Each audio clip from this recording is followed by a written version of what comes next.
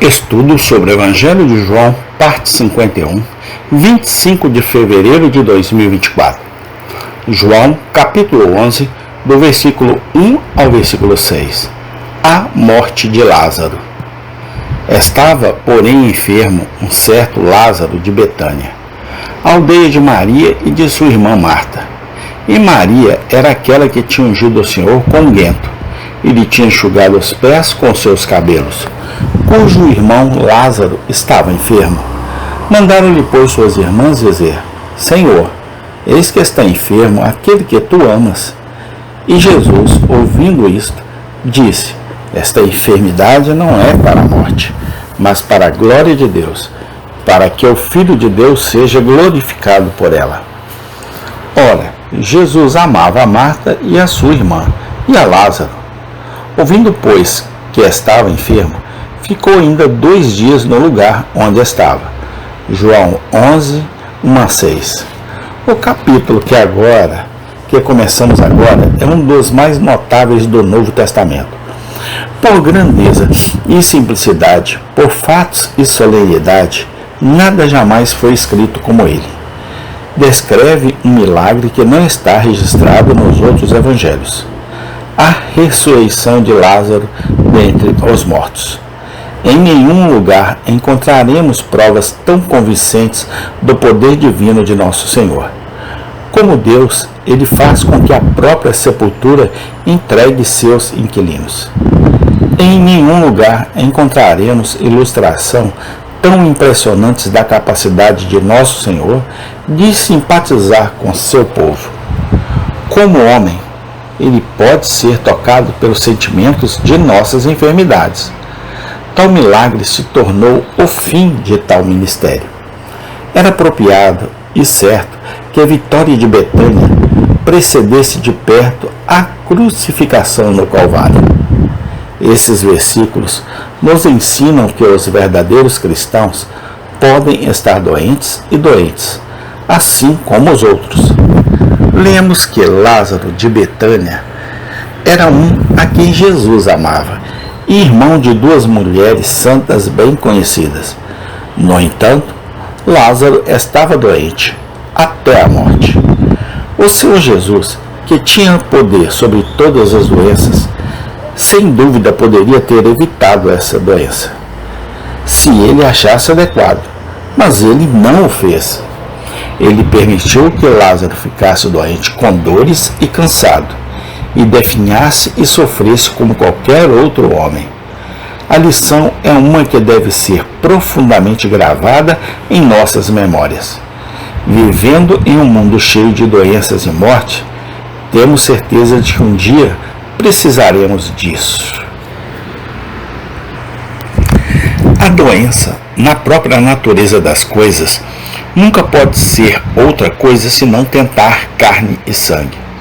Nossos corpos e almas estão estranhamente ligados entre si, e aquilo que irrita e enfraquece o corpo dificilmente pode deixar de atormentar a mente e a alma.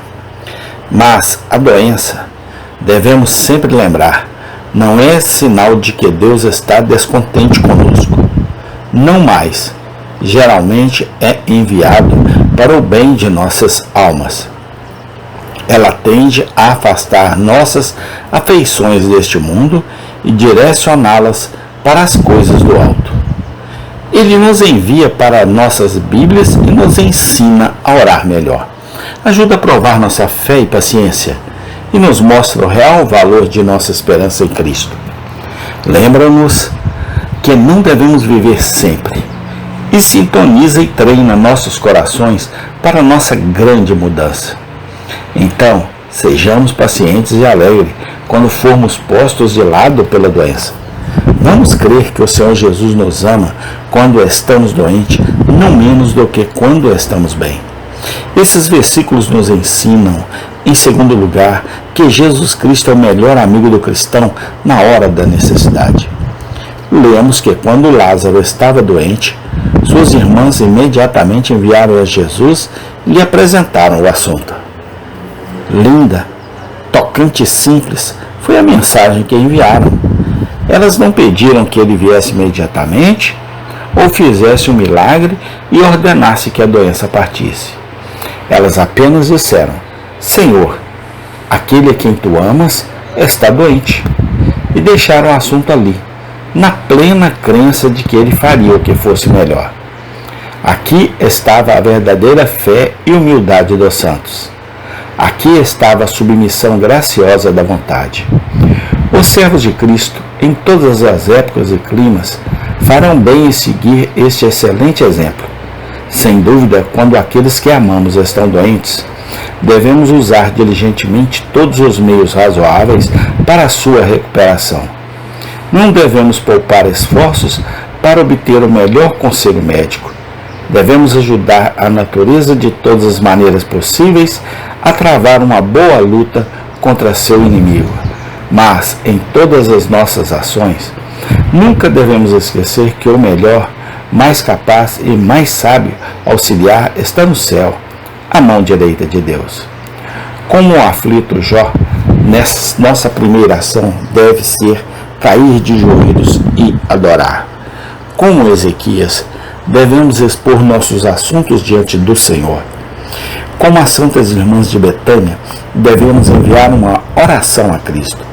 Não esqueçamos, na pressa e excitação de nossos sentimentos, que ninguém pode ajudar como Ele e que Ele é misericordioso. Esses versículos nos ensinam, em terceiro lugar, que Cristo ama todos os que são verdadeiros cristãos. Lembre-se que Jesus amava Marta, e sua irmã e Lázaro. Os personagens dessas três boas pessoas parecem ter sido um pouco diferentes. De Marta, nos é dito em certo lugar que ela estava ansiosa e preocupada com muitas coisas, enquanto Maria estava aos pés de Jesus e ouvia a sua palavra. De Lázaro, não nos é dito nada distinto. No entanto, todos estes foram amados pelo Senhor Jesus. Todos eles pertenciam à sua família e ele os amava a todos. Devemos ter isso cuidadosamente em mente ao formar nossa estimativa dos cristãos. Nunca devemos esquecer que há variedades de caráter e que a graça de Deus não lança todos os crentes em um único e mesmo molde. Admitindo plenamente que os fundamentos do caráter cristão são sempre os mesmos e que todos os filhos de Deus se arrependem, creem, são santos, orantes e amantes das Escrituras. Devemos fazer concessões para amplas variedades de seus temperamentos e hábitos mentais. Não devemos subestimar os outros porque eles não são exatamente como nós. As flores de um jardim podem diferir muito e ainda assim o jardineiro sente interesse por todas. Os filhos de uma família podem ser curiosamente diferentes uns dos outros, mas os pais cuidam de todos e assim com a Igreja de Cristo.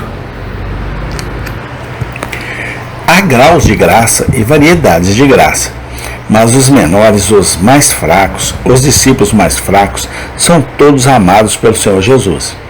Então, que o coração de nenhum crente desfaleça por causa de suas enfermidades e, acima de tudo, que nenhum crente ouse desprezar e subestimar um irmão.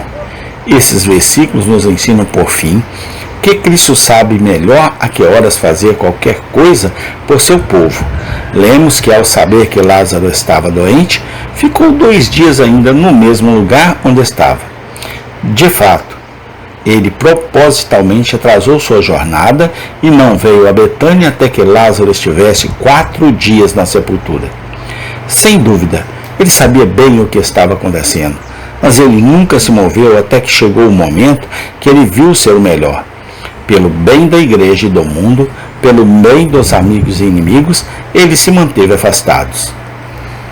Os filhos de Deus devem constantemente educar a mente para aprender a grande lição que está diante de nós.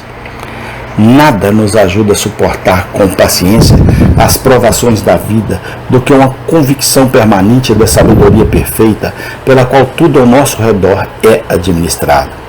Procuremos acreditar não apenas que tudo o que nos acontece é bem feito, mas que é feito da melhor maneira pelo instrumento certo e na hora certa.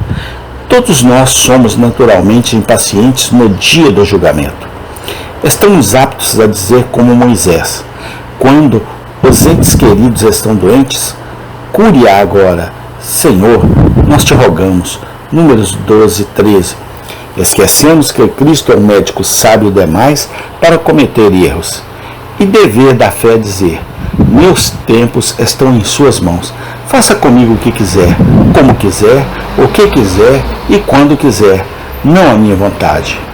Afastemo-nos da passagem com a firme determinação de confiar inteiramente em Cristo com todas as preocupações deste mundo, tanto públicas como privadas. Vamos acreditar que aquele por quem todas as coisas foram feitas no início é aquele que administra tudo com sabedoria perfeita. Os assuntos dos reinos, famílias e indivíduos particulares são todos igualmente governados por ele. Ele escolhe todas as porções de seu povo. Quando estamos doentes, e porque ele sabe que é para o nosso bem, quando ele demora para vir nos ajudar, é por alguma razão sábia. A mão que foi pregada na cruz é muito sábia e amorosa para ferir sem necessidade, ou para nos manter esperando por alívio, sem causa. Amém. Tem continuação. Obrigado, Senhor. No nome do Senhor Jesus Cristo, muito obrigado. Amém.